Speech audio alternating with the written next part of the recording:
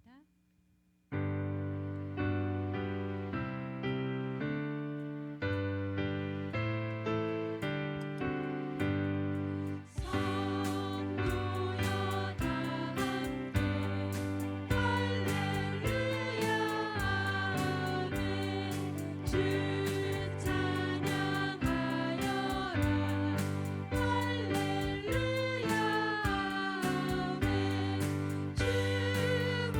주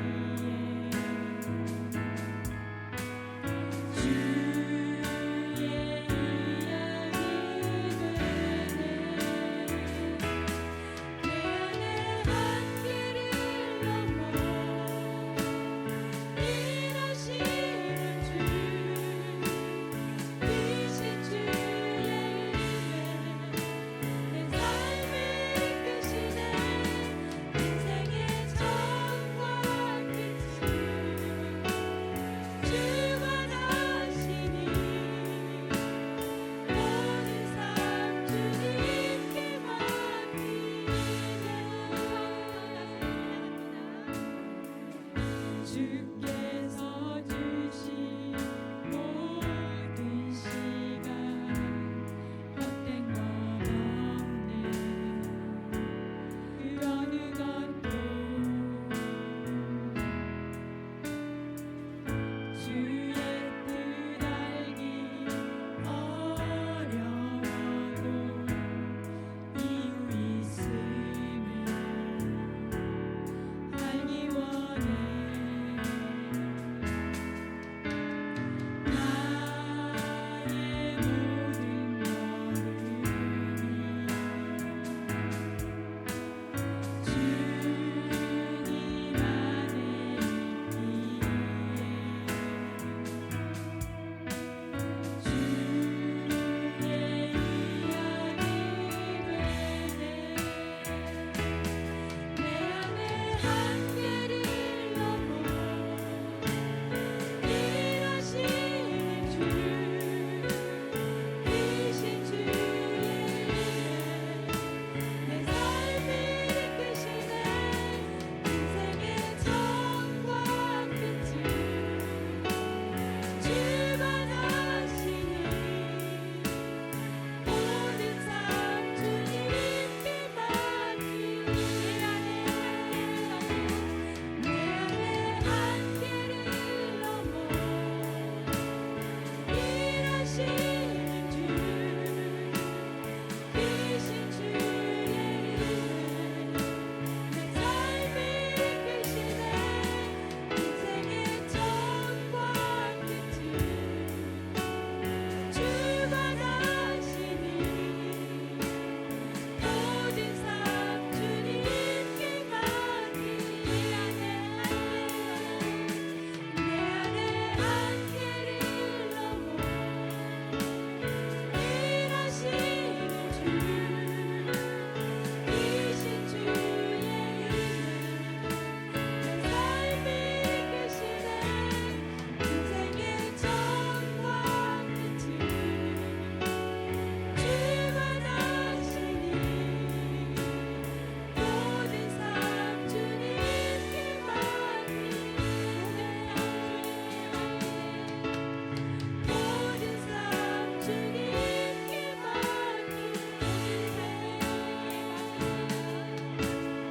모든 삶 주님께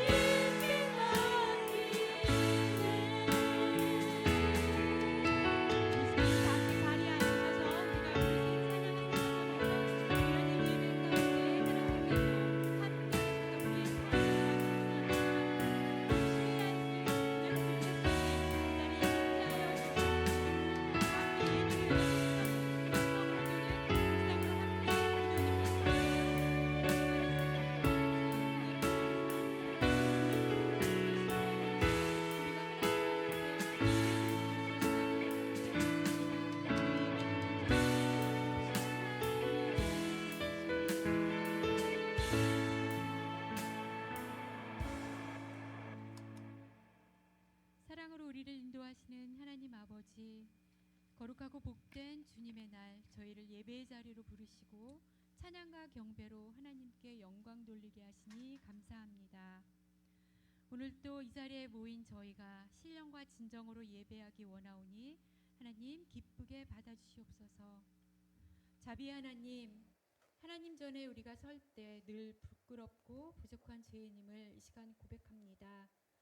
우리의 힘과 능력을 의지하는 교만한 마음과 모든 죄를 주님 앞에 엎드려 회개하오니 불쌍히 여기시고 그리스도의 보혈의 공로로 용서하여 주옵시며 우리의 마음을 하나님의 사랑과 소망으로 채워주셔서 그리스도의 장성한 분량까지 이르도록 이 시간 인도하여 주옵소서. 에덴교회를 세우신 하나님, 우리의 공동체가 하나님만 신뢰하고 따르게 하시고 모든 성도들이 주어진 사명을 순종으로 온전히 감당하게 하시며 교회 안에 세워진 모든 사역들이 하나님의 나라가 이 땅에 확장되는데 쓰여지는 도구가 되게 하여 주셔서 세상에 치우치지 아니하고 하나님과 늘 동행하여 승리하는 우리 모두가 되게 하여 주옵소서. 하나님, 우리 교회가 교육한 중축을 위한 공사가 계속되어지고 있습니다. 안전하게 잘 마무리될 수 있도록 하나님께서 주관하여 주시옵소서. 오늘 또 예배와 교회를 위하여 수고하고 헌신하는 손길들을 기억하여 주시고 하나님의 은혜와 복을 누리는 우리 모두가 되게 하여 주시옵고 육신의 연약함과 삶의 여러 가지 힘들고 어려움 가운데 있는 우리의 지체들 우리가 드려지는 예배를 통하여 위로와 평강과 치유함으로 강건하게 세워주시길 기도합니다. 또한 말씀을 전하시는 인석진 목사님 영육 간의 강건함을 허락하시고 선포되는 말씀을 통하여 저희들은 힘을 얻고 세상에 나아가 승리하게 하여 주옵소서. 오늘도 예배 가운데 임재하셔서 우리의 모든 기도와 간구를 받아주시는 신실하신 예수 그리스도의 이름으로 기도합니다. 아멘.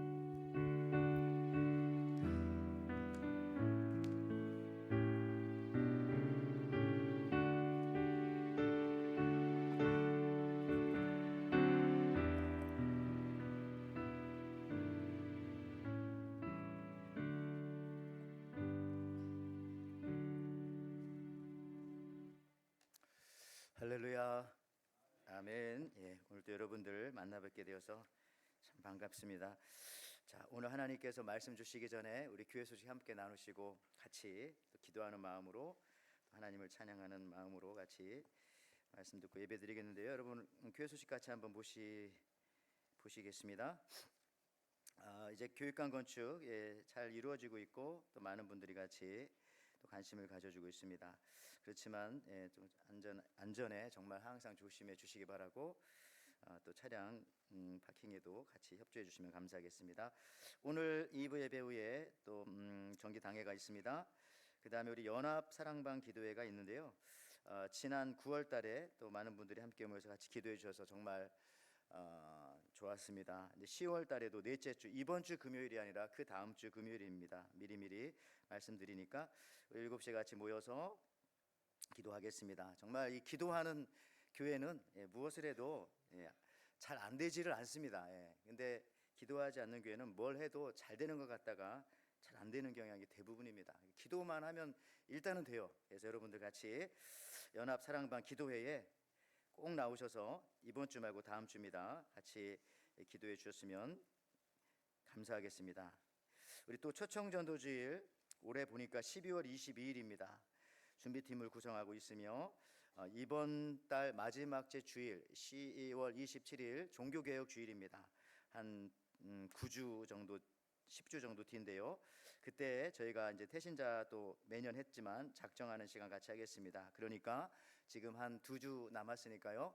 나는 또 누구를 하나님 앞에 또 하나님의 교회에 인도할까 한번 마음속으로 기도하시면서 한 2주 정도 준비하셨다가 또 올 한 해 하나님 앞에 못했던 전도 한번 해드릴 수 있는 그런 귀한 시간 되시기를 바라며 또 마음 준비해 주시기 바랍니다. 또 1대1 제자 양육 지금 이제 2팀이 시작하려고 하는데요. 그 밖에도 또 여러분들 원하시는 분들 또 신청해 주시면 같이 할 수 있으시겠습니다. 성경 읽기라든지 우리 바이올린 교실 다음 주부터 시작할 것이고요. 훌라 교실 비롯해서 또 많은 분들 출타해 있는데 같이 기도해 주시기를 바랍니다. 오늘 이 시간 하나님께서 우리들에게 주시는 말씀이 있습니다. 하나님께서 주시는 말씀은 우리 에스겔서 말씀 되겠습니다. 에스겔서 33장 7절에서 11절에 있는 말씀입니다. 에스겔서 33장 7절에서 11절에 있는 말씀 우리 한 절씩 같이 교독하며 읽도록 하겠습니다. 인자야 내가 너를 이스라엘 족속의 파수꾼으로 삼음이 이와 같으니라. 그런즉 너는 내 입의 말을 듣고 나를 대신하여 그들에게 경고할지어다.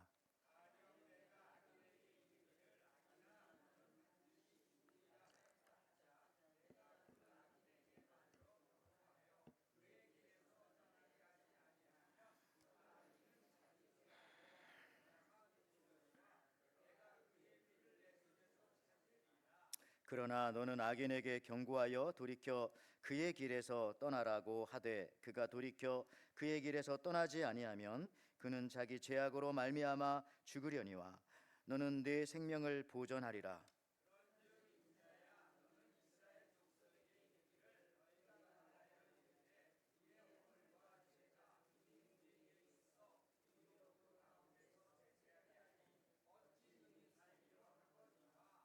너는 그들에게 말하라. 주 여호와의 말씀이니라. 나의 삶을 두고 맹세하노니 나는 악인이 죽는 것을 기뻐하지 아니하고 악인이 그의 길에서 돌이켜 떠나 사는 것을 기뻐하지 아니하노라. 우리 두 줄 같이 읽습니다. 이스라엘 족속아 돌이키고 돌이키라. 너의 악한 길에서 떠나라. 어찌 죽고자 하느냐 하셨다 하라. 아멘. 오늘 이렇게 또 반가운 얼굴들 또 뵙습니다. 우리 또 선교 가셨다 오신 분들도 계시고 또 오랜만에 오신 분도 계신데요. 자, 오늘 에스겔서 33장 7절에서 11절 말씀으로 파수꾼의 첫 번째 사명, 이런 제목으로 같이 은혜를 나누고자 합니다. 가을입니다, 여러분들. 우리 옆사람, 앞사람, 뒷사람과 같이 한번 인사하겠습니다. 가을이니까 한번 이렇게 인사하겠습니다. 추남입니다. 우리 추녀입니다. 한번 여자에게는 한번 인사해 볼까요? 자, 하나도 기분 나쁘지 않죠? 가을이니까. 여러분들, 어떤 남자가 약국에 가서 약사에게 말합니다. 딸꾹질이 멈추지 않습니다. 견딜 수가 없습니다. 무슨 고칠 약이 있습니까? 제조하던 척하던 약사가 갑자기 돌아서더니 남편의 뺨을 때리면서 하는 말이 의기양양하게 이렇게 말합니다. 딸꾹질 안 하죠? 딸꾹질은 약보다 이렇게 놀라게 하는 게 낫습니다. 돈은 필요 없고 그냥 가십시오. 그랬더니 뺨 맞은 남자가 뭐라고 했습니까? 제가 아니라 우리 집에 있는 아내가 지금 딸꾹질을 합니다. 여러분, 말씀을 잘 들으시기를 바랍니다. 일단 말씀을 듣고 우리가 행동을 해야 합니다. 말씀을 먼저 듣는 것이 우리가 사는 것입니다. 오늘 본문의 에스겔은 청년의 때에 자기가 살던 유다가 바벨론에 의해서 점점 망해가면서 2차 포로로 잡혀 바벨론으로 끌려왔습니다. 그곳에 가서 강제 노동을 합니다. 특별히 그발강이라고 하는 강에 가서 준설 작업, 즉 강 바닥을 파내는 노역으로 함께 끌려간 포로들과 같이 그렇게 중노동을 하게 되어집니다. 포로로 잡혀올 때에 에스겔 선지자의 나이가 25 정도 됐을 것이라고 보고요. 오늘 본문에 나오는 또 에스겔 1장 1절에도 나오지만 그때 나이가 바로 30살이었습니다. 5년 뒤에 한번 여기 보시면 에스겔서 1장 1절에 30째 해 넷째 달 초닷새에 내가 그발강가 사로잡힌 자 중에 있을 때에 하늘이 열리며 하나님의 모습이 내게 보이니. 하나님 모습을 봤어요. 자, 에스겔서 1장 1절입니다. 바로 저 말씀이죠.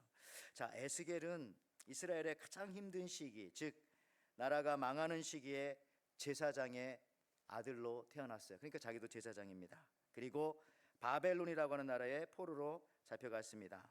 그래서 지금 그발강까지 끌려온 것입니다. 그발강의 지도에 보니까 어딘지 잘 나오고 있습니다. 보시면 그발강은 지금의 티그리스와 유프라데스 강 사이에 연결하는 이제 작은 그런 강입니다. 근데 거기서 홍수에 대비해서 이 노예들을 데려다가 땅바닥을 파는 거죠. 강바닥을 깊게. 자, 여러분이 에스겔이라면 또 에스겔이 얼마나 힘들었겠습니까? 나라가 망하는 시대에 태어나서, 그것도 제사장의 집에서 태어나서 나이가 30입니다. 30이면 지금 딱 일을 할 나이예요. 왜냐하면 제사장은 30살부터 일할 수가 있으니까. 그런데 제사장 직분도 감당하지 못합니다. 실업자입니다. 한마디로 말하면 실업자. 그리고 강바닥을 파내는 준설 작업을 하고 있는데 자기만 혼자 하는 것이 아니라 함께 끌려왔던 백성들과 함께 지금 고통은 고사하고 수모를 당하고 있는 겁니다. 수모. 여러분들, 그 히틀러가 악독했던 이유는 유대인들을 유럽 각지에서 아우슈비츠로 열차 그것도 화물칸에 태워서 운송할 때에 어떤 사람들은 24시간, 48시간, 어떤 사람들은 멀리서는 3일, 4일 쉬지 않고 끌고 갔어요. 그러니까 여러분들, 그 안에서 온갖 사람들이 중첩되어 가지고 거기서 오줌 또 변 이런 거가 막 싸지고, 그러니까 여러분들 온갖 배설을 하죠. 그 전에는, 끌려오기 전까지만 하더라도 이분은 우리의 납비님이셔, 이분은 우리의 사장님이셔, 내 존경하는 아버지야, 어머니야, 이모, 삼촌이야. 근데 그런 사람들이 한 통에 넣어가지고 그렇게 하니까 이게 얼마나 인간의 존엄성이 다 말살되어지는 거죠. 그러니까 이미 거기서부터 삶을 포기하게 되는 것입니다. 내가 인간인가? 그러니까 이제 여러분들 고통당하고 뭐 고문당하는 것도 좋지만 이렇게 막 수치심과 어려움과, 그러니까 지금 에스겔이 그런 상황과 비슷하다고 생각하시면 됩니다. 함께 끌려왔던, 그전에는 서로 존경하고 존경받았던 사람들이 지금 강바닥에서 그걸 파내면서 얻어맞고 때리고 욕먹고 쓰러지고 그러고 있는 것이죠. 그러니까 얼마나 이 하나님을 믿는, 그것도 하나님을 부르면서 하나님을 찬송하고, 하나님은 우리의 힘이시고 엘샤다이 하나님, 모든 것을 다 전지전능하신 하나님 도와준다고 했는데 지금 그런 처지에 당하고 있으니 이 제사장이었던 에스겔은 더 수모스럽고 수치스럽고 죽고 싶지만 죽지 못하는 그런 상황 속에서 고통을 견디고 힘들게 얼마나 그 매일매일을 살아왔겠습니까? 그런데 그때 하나님께서 이렇게 에스겔에게 환상을 보여주십니다. 사람이 힘들고 어렵고 현실에서 견디기 어려울 때 하나님께서 가끔 급하게 꿈을 꾸게 해주시기도 하고, 또 누군가를 통해서 하늘의 말씀을 들려주시기도 하십니다. 특별히 어려운 시대를 살았던 에스겔에게 하나님은 다른 선지자보다 환상과 꿈을 주십니다. 특별히 그만큼 이게 어려웠다는 거죠. 그만큼. 여러분 사도 요한도요, 이 구약의 에스겔이라면 신약은 사도 요한이에요. 요한계시록을 썼던 사도 요한도 밤모섬 채석장 돌 캐내고 다듬는 일을 하면서 거기서 고통을 받을 때에 얼마나 힘들었으면 하나님께서 하늘을 열어주시고 하늘의 비전을 보여주셨습니다. 그것을 쓴 것이 바로 요한계시록입니다. 그러니까 오늘 본문의 에스겔은 그발강가에서 강바닥을 파내는 그런 고통 속에서 꿈과 환상을 보고, 신약에는 또 사도 요한이 밤모섬에서 고통 속에서 하나님의 말씀을 받았는데, 저나 여러분들도 행여나 우리가 고통과 어려움 속에 있다면은 사실은 하나님의 말씀을 가장 가까이 접하고 받을 수 있는 시간이기도 합니다. 자, 하나님께서는 이러한 실업자 제사장 에스겔에게 말씀하시기를 이스라엘의 파수꾼 와치맨으로 너를 부르셨다고 말씀하십니다. 에스겔서 3장 17절 말씀이죠. 인자야, 내가 너를 이스라엘 족속의 파수꾼으로 세웠으니 너는 내 입의 말을 듣고 나를 대신하여 그들을 깨우치라. 이게 오늘 가장 중심 구절입니다. 하나님께서 30살의 에스겔을 이스라엘의 파수꾼, 한국말로 번역하면 보초로 세우셨습니다. 그렇죠? 순 우리말은 물론 한자이기도 하겠지만 자주 쓰는 말은 보초로 세웠어요. 여러분들 중에서 남자들은 군대에서 보초 서신 경험이 있으실 겁니다. 한국에서 군대를 다니셨다면 혹시 있으신가요? 보초 쓰신 분? 한 사람도 없네요. 자, 그래서 제 마음대로 말할 수가 있겠습니다. 이 보초, 군대 가서 보초를 쓰면 이 보초의 방향이, 이 파수꾼의 방향이 누굴 보고 있어야 돼요? 만약 여러분이 그 휴전선 판문점 쪽에 있다면은 북쪽을 보고 있어야 되잖아요. 근데 대부분 보초병들이 북쪽을 보고 있지 않고 어디를 보고 있습니까? 남쪽을 보고 있는 거예요. 왜 그렇겠어요? 생각해 보십시오. 북쪽에서 적이 넘어오는 기회가 자주 있겠습니까? 아마 거의 없을 거요. 어떤 사람은 제대할 때까지 한 번도 못 봤을 거요. 그런데 매일매일마다 나를 찾아오는 사람은 누굽니까? 감시하는 사람은 우리 선임, 우리 소대장. 그러니까 북쪽을 보고 보초 서는 게 아니라 우리 남쪽을 보고 보초 선다고 하는 사실. 여러분 군대 안 갔다 왔으니까 잘 모르시겠지만 제 마음대로 말할 수 있습니다. 맞겠죠? 그랬습니다. 그래서 저도 이제 이런 걸 보면서 나는 목회자로서 하나님께서 또 우리 에덴 교회에 또 이 하와이의 파수꾼 보초병으로 세우셨다면 난 누굴 보고 지금 일하고 있는가? 하나님을 보고 일하고 있는가?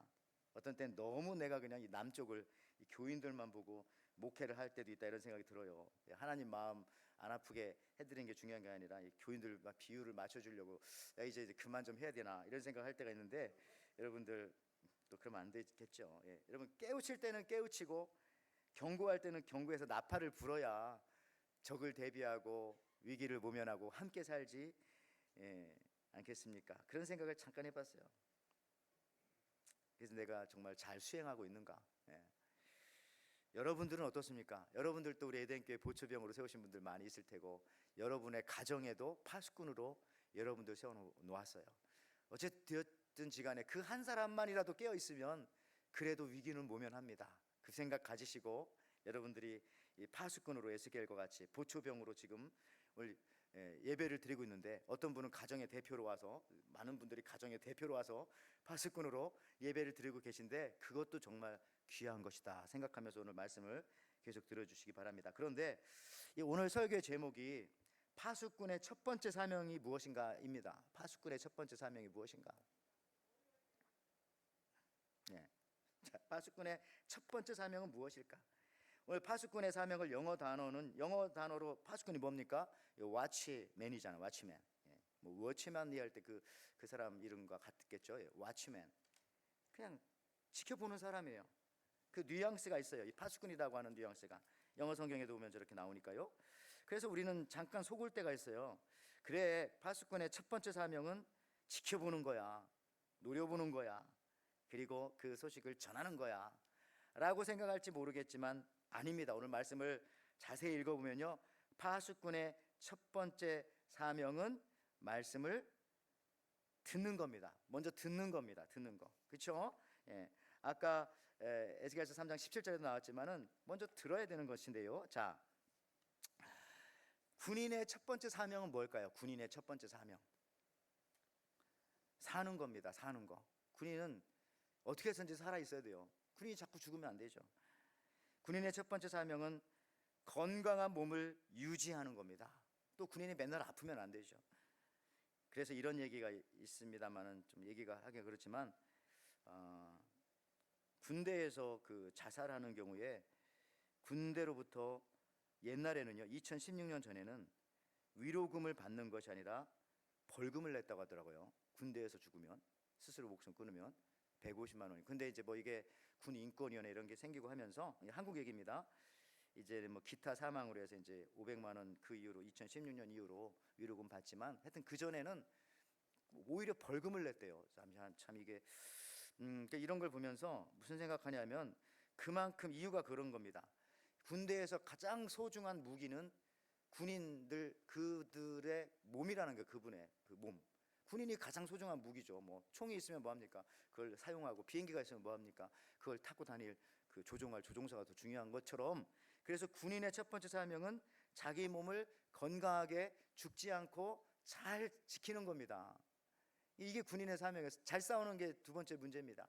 마찬가지로 이 파수꾼의 첫 번째 사명도요, 뭘 전하는 게 첫 번째 사명이 아니라 듣는 것이 첫 번째 사명이라는 겁니다. 무슨 말씀하시나 상관이. 그래서 이런 의미라면 여러분들, 저는 이 크리스천의 첫 번째 사명도요, 무슨 일을 하는 것이 여러분들에게 첫 번째 사명이 아니라 가장 먼저는 내가 내 믿음을 지키는 것입니다. 여러분의 가장 첫 번째 사명은 내가 뭐래도 나는 내 믿음 지키겠다, 내 믿음을 빼앗기는 행동을 하지 않겠다, 내 믿음을 뺏어가는 말을 하는 사람과는 가까이 지내지 않겠다, 그런 자리는 내가 피하겠다. 이 자기가 지켜야 됩니다. 어느 정도까지는. 이게 여러분들의 첫 번째 사명이지, 와서 무슨 일을 하는 거는 두 번째 일이에요. 물론 그 일도 믿음을 지키기 위해서 하는 사역과 봉사인 줄은 믿습니다만. 그래서 여러분들, 오늘 놀랍게도 파수꾼을 다시 한번 영어로 볼 때 이 watchman, 이게 뉘앙스가 watch, 본다는 거예요. 본다는 거. 근데 이 이름에 여러분 속지 마세요. 혹은 뭐 speak, 막 말한다는 것처럼 생각하는, 본 걸 말한다. 물론 이것도 이 파수꾼의 사명이지만, 먼저 이 프라임한 사명, 미션은 뭐냐면 hear 혹은 listen, 듣는 겁니다. 먼저 듣고 나서 살펴보고 지켜보고 그것을 말하고 선포하는 것입니다. 그래서 오늘 에스겔서 33장 7절 말씀을 다시 한번 자세히 보시면 이렇게 나오죠. 인자야, 내가 너를 이스라엘 족속의 파수꾼으로 삼음이 이와 같으니라. 그런즉 너는 내 입의 말을 뭐라고요? 듣고, 먼저 듣는 게 첫 번째, 듣고 나를 대신하여 그들에게 경고 선포할지어다. 그렇죠? 먼저 이 listening, hearing이 먼저입니다. 그런 다음에 and then speaking, 말하는 거죠. 그러니까 파수꾼이라는 이 말 자체에, 우리가 영어 말 자체에 속으면 안 돼요. 듣는 게 먼저 첫 번째 임무입니다. 우리의 미션은. 말씀을 먼저 잘 들으시기 바랍니다. 우리가 오늘도 이 하나님 말씀 들을 때 일단 듣지를 못하면 전하지 못하는 거예요. 전해도 잘못 전할 수 있어요. 말씀을 잘 들어야 사랑하는 마음으로 또 갈급한 마음으로 여러분들 말씀 들으시기 바랍니다. 전하는 자가 좀 부족할지라도 하나님께서 말씀해 주시고 깨닫게 해주시면, 깨닫는 게 중요하거든요. 아무리 여기서 그냥 달콤한 얘기하고 의미 있는 얘기하고 가치 있는 얘기하고 무거운 얘기해도 깨닫는 자가 깨닫지 못하면 그는 아무 필요가 없는 거예요. 금을 갖다 줬는데 강에다 버리는 것과 같아요. 근데 깨닫게 되어지는 게 중요한데, 깨닫게 하시는 분은 성령 하나님이시니 여러분 갈급한 마음으로 하나님을 사랑하는 마음으로 무엇인가 오늘도 내게 하나님께서 말씀하시는구나. 전쟁 중에도 말씀하시고 평화로울 때도 말씀하시고 초상집에서도 말씀하시지만 결혼식장에서도 말씀하시고, 이러한 자세로 우리가 하나님 말씀을 잘 듣는다면 저와 여러분들이 파수꾼의 사명을 잘 감당할 수 있을 겁니다. 그게 바로 첫 번째 파수꾼의 미션인 겁니다. 여러분 정호승 시인의 보니까 윤동주 시집이 든 가방을 들고, 제목이 참 좋아요. 제가 많이 가렸지만 어쨌든 지난주 한국 소설가 우리 한강 씨가 2024년도 노벨 문학상을 수상했습니다. 전 제가 죽기 전에 이런 일이 있을까 했는데 이런 일이 있네요. 원래가 그분 그러다 이 상을 받은 것은 모든 선배 작가들의 도움이 필요했고, 사실 그렇겠죠. 그리고 한국말이 잘, 한국 문화, K-팝, K 음식 이런 게 다 됐으니까 이게 관심이 많고 하니까 이제 그게 됐다 그런 얘기를 겸손하게 말하더라고요. 그러면서 기자회견하지 않는 이유가 지금 전 세계에 전쟁이 벌어져 사람이 매일 죽고 있는데 지금 잔치집에 지금 기자회견할 때가 아니다. 그런 말 하는 게 참 듣기 좋더라고요. 이 한강 노벨상 소식을 듣고 감사했는데, 저도 이제 일찍이 그분의 책, 이 채식주의자를 갖고 있어서 이게 한 몇 년 됐어요. 하와이 이 책까지는 별로 없겠죠. 빌려드릴게요. 있어요.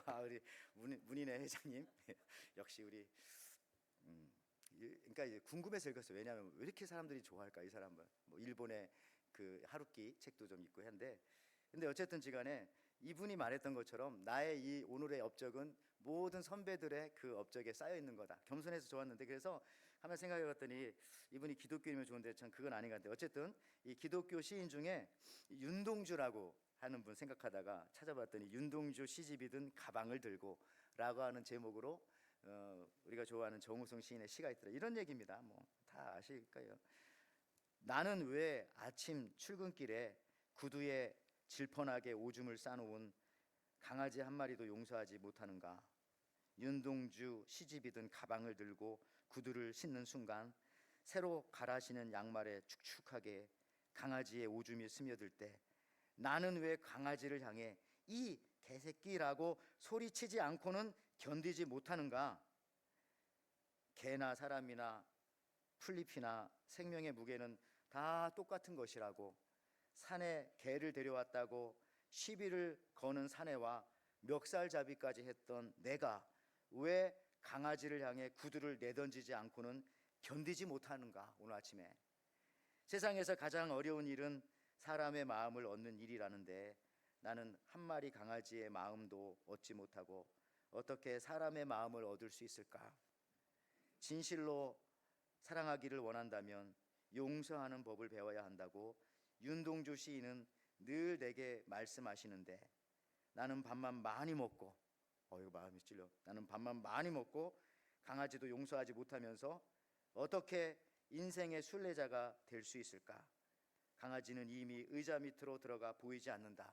오늘 또 강아지가 먼저 나를 용서할까 봐 두려워라. 참 의미가 있어요. 결론은 내가 강아지 용서하지 못하면 난 개보다도 못하다, 그런 느낌인데, 참 여러분 이 윤동주 시인의 윤동주가 얼마나 깨끗한 시인입니까. 하늘에 그 바람에 있는 잎새, 이런 그 시집을 가방에 넣고서 출근하는데 오줌 쌌다고 개한테 막 집어 던지고 욕하고, 이게 자기가 부끄러운 거예요. 우리 바꾸면 돼요. 나는 성경책 든 가방을 들고 신방 가다가 교통 신호를 어겨서 앞지르러 가는 개라네. 그 차를 보고 뭐야 그럴 수도 있죠.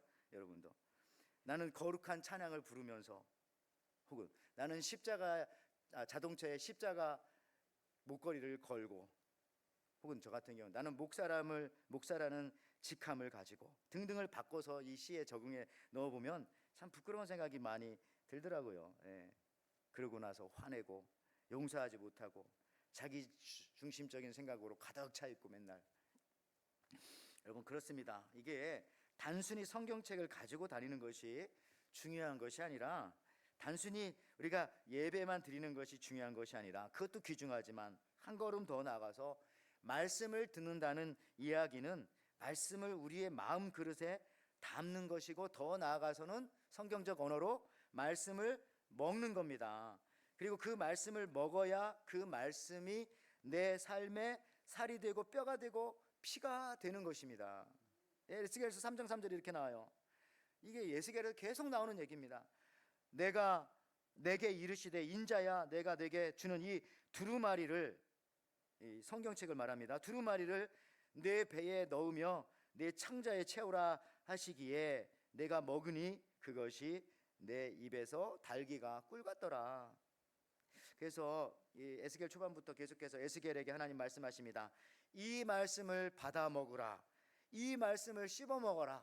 이 말씀을 내 창자에 채워라. 그래야 그것이 너에게 피가 되고 살이 되고 뼈가 되고 모든 살아갈 에너지가 되어지고 생명을 유지할 원동력이 된다.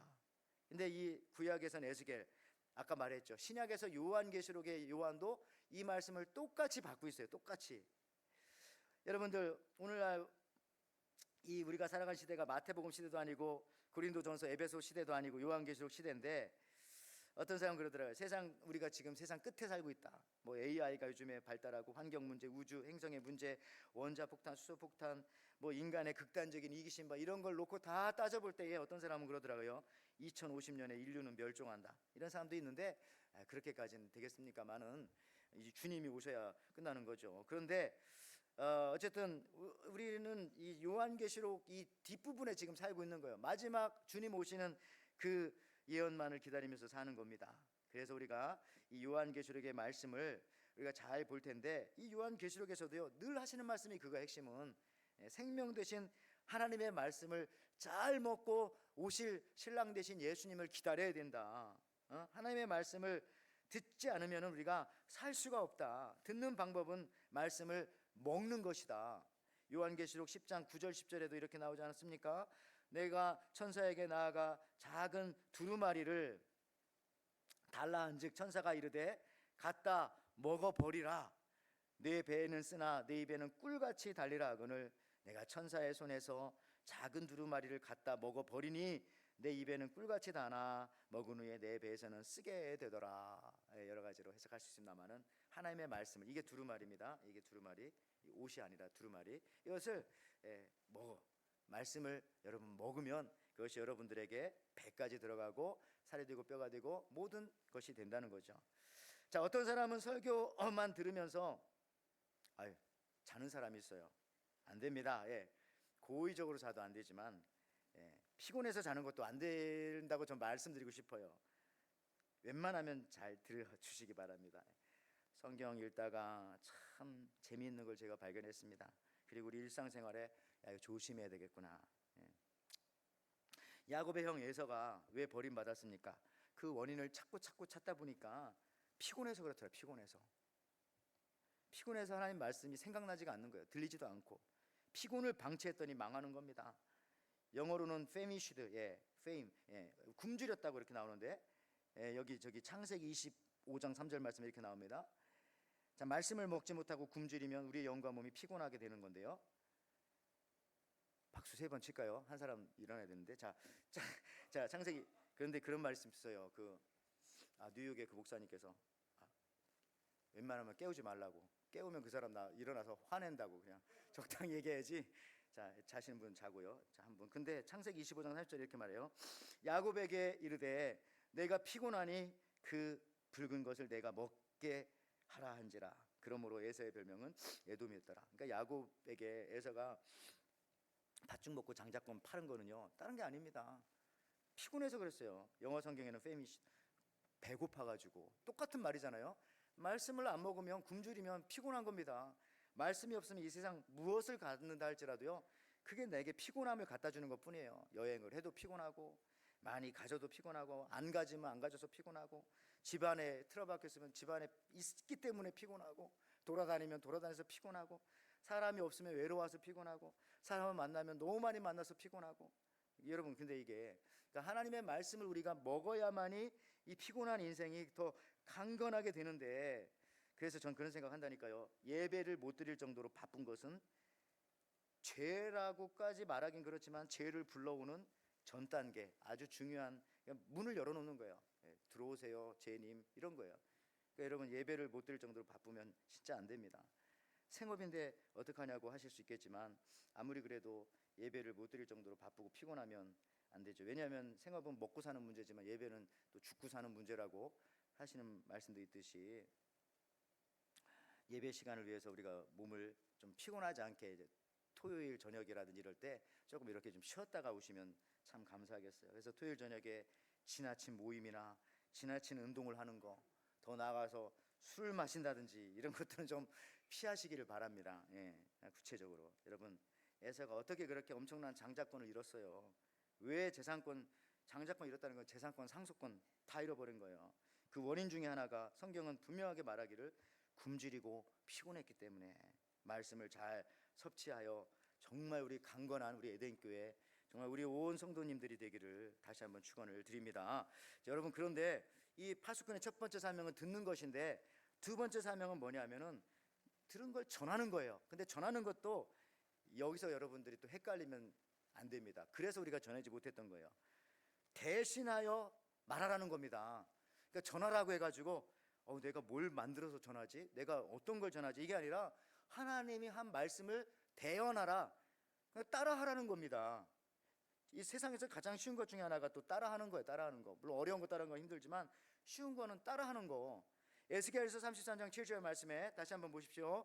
인자야, 내가 너를 이스라엘 족속의 파수꾼으로 삼음이 이와 같으니라. 그런즉 너는 내 말을 듣고, 이게 첫 번째 사명. 그 다음에 나를 대신하여, 요 말을 빼먹으면 안 돼요. 대신하여 그들에게 스피크, 말해라. 그러니까 너희가 말을 만들어서, 말을 찾아내서 연구해서 말하는 게 아니라 내가 한 말을 대신해서 말해라. 아니 여러분, 대신해서 말하는 게 그것도 못합니까? 대언하라고 해서 대언. 감사한 것은 이게 얼마나 대언하라는 말이 감사한지 모르겠어요. 네가 글을 쓰고 네가 뭘 만들고 연구하고 어느 정도 배워서, 이게 아니라 내가 한 말을 그대로 말하면 돼, 이렇게 말씀해 주시는 겁니다. 그런데 여러분들, 이 대언이라는 게요, 참 중요한 게 뭐냐면 믿음이 있어야 돼요. 믿음이 있는 사람만 대언할 수 있어요.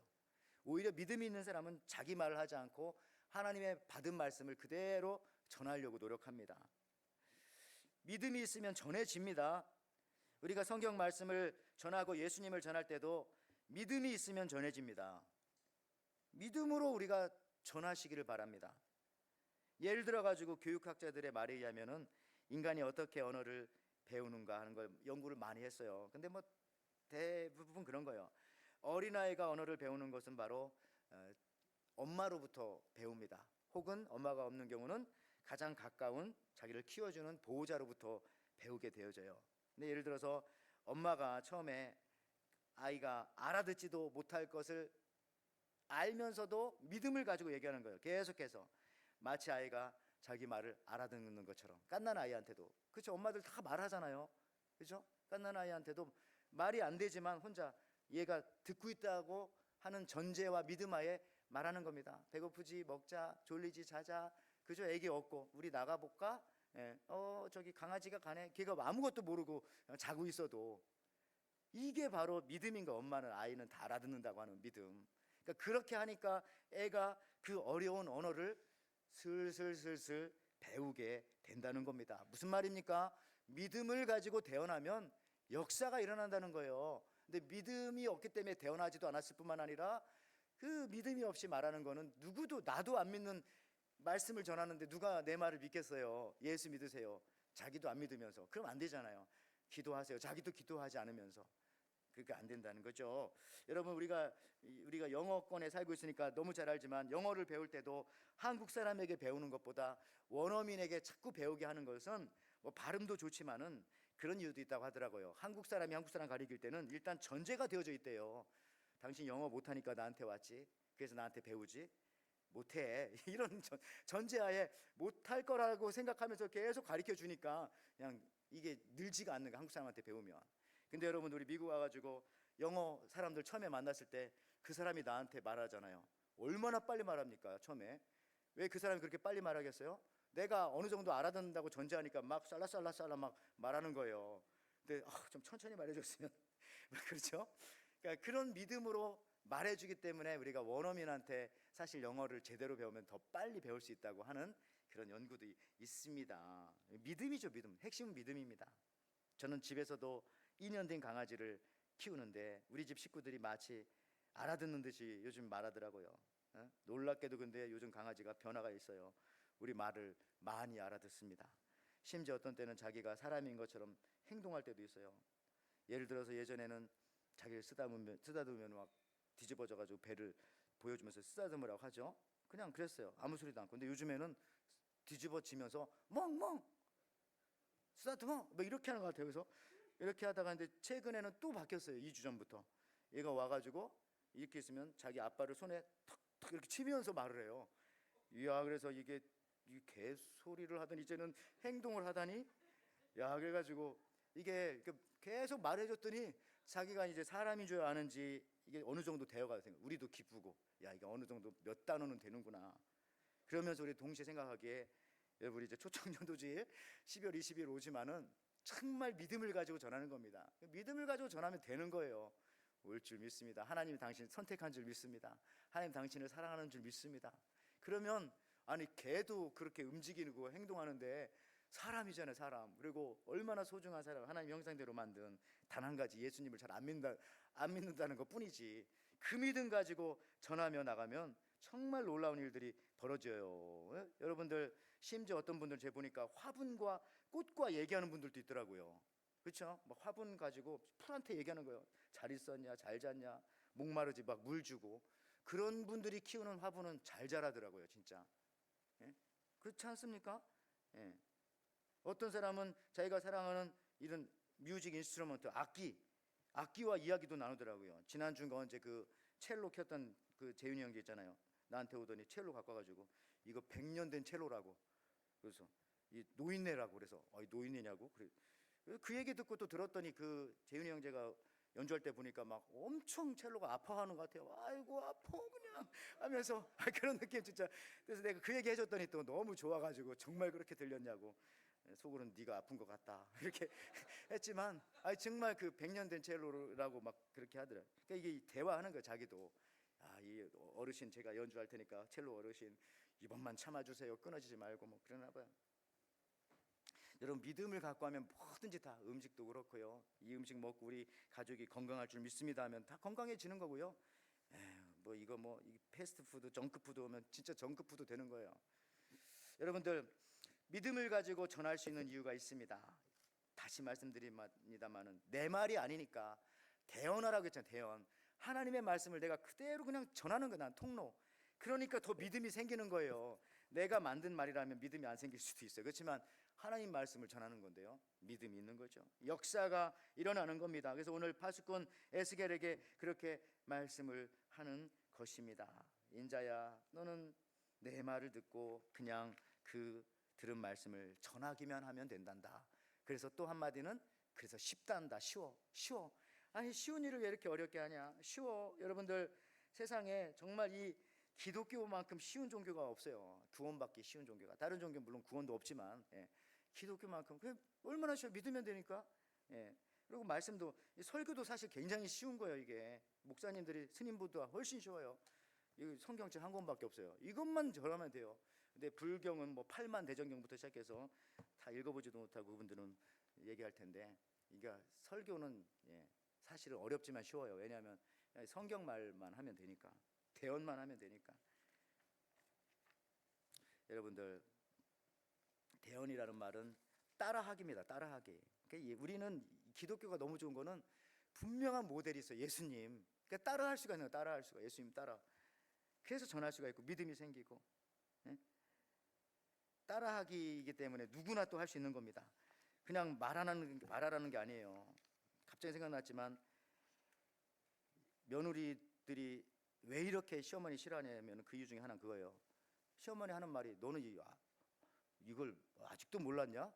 뭐 이런 느낌이잖아요. 너 이거 안 배웠냐? 뭐 이런 식으로. 그러니까 이미 알고 있다고 전제. 따라하라고 하셔야지요. 내가 이렇게 할 테니까 이거대로 해. 그런 시어머니 존경받지만 야 그것도 모르고 시집왔냐? 그것도 모르냐? 여기서부터 문제는 시작되는 거야. 저도 목회자로서 여러분들에게 그것도 모르면서 예수 믿어요. 그러면 저도 안 되죠. 근데 기독교가 좋은 건 뭐냐면 그런 말 없어요. 예수님 따라하십시오. 말씀이 한 대로 그대로 하면 됩니다. 따라하기이기 때문에 대언하는 거기 때문에 여러분 신앙생활은 사실 굉장히 어렵지가 않은 겁니다. 그리고요 따라하라고 했기 때문에 누가 다 책임져 주세요? 따라하라고 하신 그분이 다 책임져 주시는 겁니다. 하나님은요 항상 그래서 그런 거예요. 나와 동업하길 원하세요. 따라하라는 것은 나처럼 해봐라잖아요. 우리 같이 일할까? 하나님 다 하실 수 있지만은 왜? 나에게 상 주시려고. 나랑 같이 한번 전도해볼까? 나랑 같이 한번 이 사역해볼까? 나랑 같이 한번 봉사하고 찬양하고 같이 사역해볼까? 하나님은 늘 나랑 같이 하자. 그래서 우리는 그냥 알았어요. 제가 따라만 할게요. 그러면 되는 겁니다. 모든 책임은 본사가 다 지는 거예요. 본사가. 모든 일은 하나님이 다 책임지는 거예요. 나는 그냥 대언할 뿐이다. 나는 단지 대행할 뿐이다. 우리 에덴교회는 하나님 나라의 분점입니다. 다 본점 하나님 나라에서 책임져 주시니까 우리는 그냥 보내주시는 거 그대로 그냥 받아서 팔기만 하면 돼요. 전해주기만 하면 되는 거예요. 여러분들이나 저나 다 하나님 나라에 다 사원들이고 직원들이고 본사에서 잠깐 파견 나왔지만 항공모함이 아무리 크다고 해도요. 여러분들 항공모함 사진 나오지만 어떻게 거기서 막 비행기가 뜨고 막 그래. 제트기가 이유가 있대잖아요. 그러더라고요. 이 비행기가 이륙할 때 항공모함도요 같은 방향으로 최대 속력으로 일단 막 움직인대요. 그러니까 이제 항공모함도 가고 비행기도 가면서 그래서 이게 짧지만은 더 길게 느껴지면서 길게 되면서 이 조그마한 항공모함에서도 저렇게 제트기가 뜬다는 거죠. 우리 하나님도 마찬가지라니까요. 줄탁동시라는 말도 있지만 안에서 병아리가 막 이렇게 꼭꼭꼭꼭 나오려고 쪼을 때 엄마가 바깥에서 같이 쪼아주잖아요. 줄탁동시. 하나님 마찬가지예요. 우리 같이 하자. 우리가 조금만 뚜딩기면 하나님께서 위에서 다 뚜껑 열어주시고 같이 하자. 따라해. 그 얘기입니다. 대언해라. 내가 언제 너보고 만들어서 하라고 했냐. 내 것 가지고 해라. 내 거 가지고 내가 주는 것 가지고. 말씀 마칩니다. 어이구. 여러분 하나님은 여러분과 함께 하나님 나라를 이루어 가시길 원하십니다. 하나님이 부족해서 그러신 것이 아니라 근데 우리에게 필요한 거 하나 있다고 했죠. 요한복음 5장 25절에 진실로 내게 이르노니 죽은 자들이 하나님의 아들의 음성을 들을 때가 오나니 곧 이때라 듣는 자는 살아나는데 일단 그래서 들어야 되는데 정말 놀라운 거 하나 발견했어요. 제가 이거 3분만 말하고 말씀 마칠게요. 이 파수꾼을 히브리 말로 하면요. 여기 보니까 나차르입니다. 나차르. 어서 많이 들어본 거 같잖아요. 나차르. 우리는 예수님을 뭐라고 불러요? 나차르 예수. 원어로 그죠? 나사렛 예수. 같은 말이에요. 나차르 지켜보다 파수하다. 네, 나사렛. 여러분 예수님을 우리는 베들레헴 예수라고 하지 않는다고 그랬죠. 태어난 곳은 베들레헴인데 예수님 어디서 사셨어요? 나사렛에서 사셨기 때문에 나사렛 예수라고 해요. 그러니까 여러분 중요한 거는 태어난 곳이 중요한 게 아니라 지금 살아가는 게 더 중요하다는 말씀인데 여러분 미국에 태어났건 한국에 태어났건 어디에 태어났건 지금 사는 게 중요해요. 그래서 나사렛 예수라고 부르는데 그 나사렛이라고 하는 의미가 바로 나차르 파수꾼이라는 의미라는 거예요. 여러분 놀랍지 않습니까? 예수님이 여러분을 지금도 탁 지켜보고 계세요. 예수님이 여러분의 파수꾼이고 더 나아가서는 우리가 바로 나차르 여러분 이름을 대면서 누군 거예요. 여러분이 또 거기에 파수꾼. 예수님과 똑같잖아요. 그죠? 예수님도 나차르 예수고요. 여러분도 나차르 나사렛 누구신 거예요. 사명입니다. 사명. 예수님께서 자기 이름의 사명을 가장 강력하게 집어넣은 거잖아요. 그렇게 또 부르게 만들었고 그렇죠? 여러분들 그렇습니다. 오늘 이 부분 주목해서 보시면서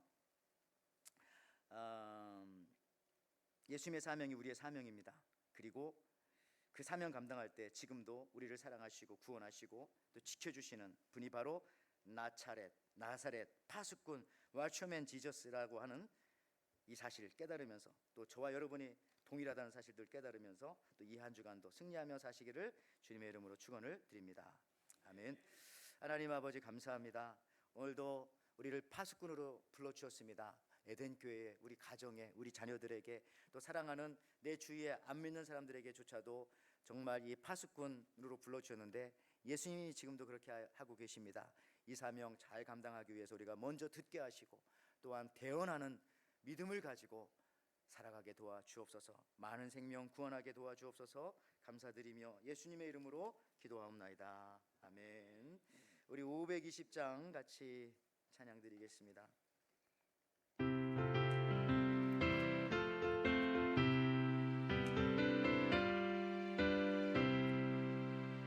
듣는 사람마다 복음 전하여 복스러운 소식들을 뻗치세. 모든 사람에게 전할 소식은 어느 누구나 오라. 어느 누구나 주께 나오라. 어서 와서 주의 말씀 들으라. 하늘 아버지가 오라 하시니 어느 누구나 오라. 오는 사람들은 지체 말고서 문 열었을 때에 들어오시. 우주 예수니 어느 누구나 오라. 어느 누구나 주께 나오라. 어서 와서 주의 말씀 들으라. 하늘 아버지가 오라 하시니 어느 누구나 오라. 우리 다 일어나서 부르시겠습니다. 약하신 대로 이룰 것이.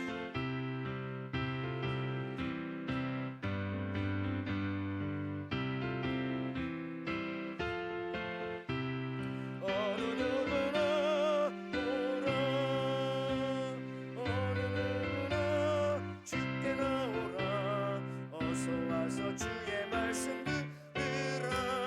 하늘 아버지가 오라 하시니 어느 누구나 오라. 아멘.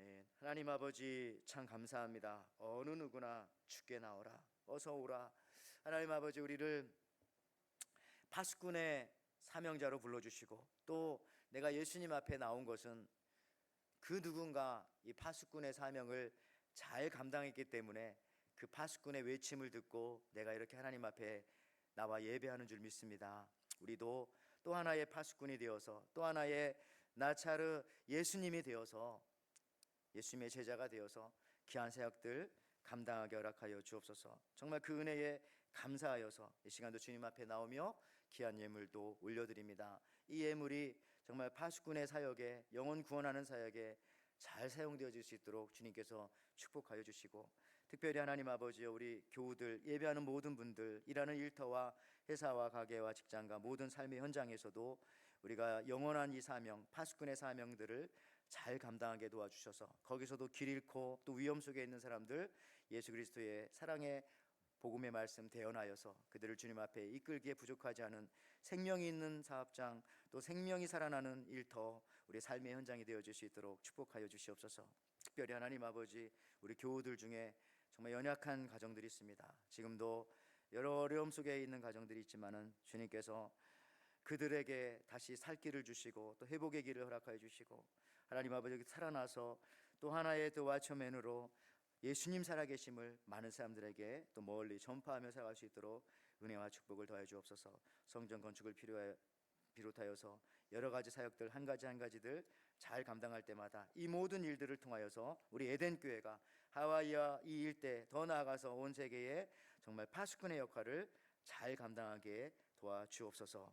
이제는 우리 주 예수 그리스도의 은혜와 하나님의 사랑과 성령의 교통하심이 나사렛 예수께서 나를 나사렛 에덴으로, 나차르 에덴 성도로 부르셨기에 파수꾼의 사명을 다하고자 결단하며 돌아가는 우리 성도님들 잘 듣고 또 잘 태어나기를 결단하며 돌아가는 우리 파수꾼 나차례의 사명을 감당하기 위해 돌아가는 우리 성도님들, 저들의 가정과 또 사학과 자녀와 하는 모든 삶 위에 지금부터 영원토록 함께 있을 지어다. 아멘.